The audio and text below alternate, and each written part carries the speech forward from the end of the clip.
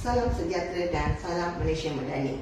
Rancangan Pendidikan Malaysia 2026 hingga 2035 merupakan pelan hala tuju baru Kementerian Pendidikan Malaysia yang memberi fokus kepada pembinaan sistem pendidikan berkualiti, inklusif dan berdaya tahan untuk menghadapi cabaran masa hadapan.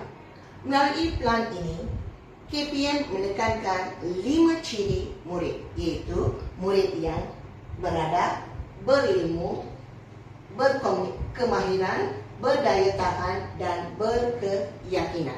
Selain itu, pelaksanaan RPM ini memperkukuhkan dengan 5 tumpuan utama, iaitu meningkatkan mutu pendidikan, memastikan akses dan equity, memperkukuhkan ketersediaan sumber, memberi keluasan dalam pelaksanaan pendidikan serta memastikan kemampanan sistem pendidikan negara.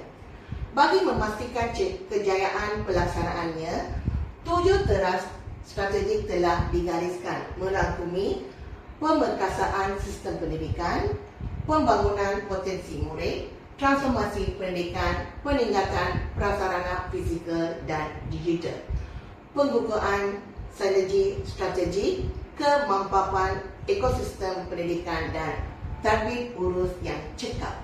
Sebagai warga pendidik, peranan kita amat penting menerjemahkan aspirasi ini melalui pengajaran berkualiti, inovasi pembelajaran serta pembentukan sasiar murid secara menyeluruh agar matlamat RPM 2026 hingga 2035 dapat direalisasikan dengan jayanya. Sekian, terima kasih.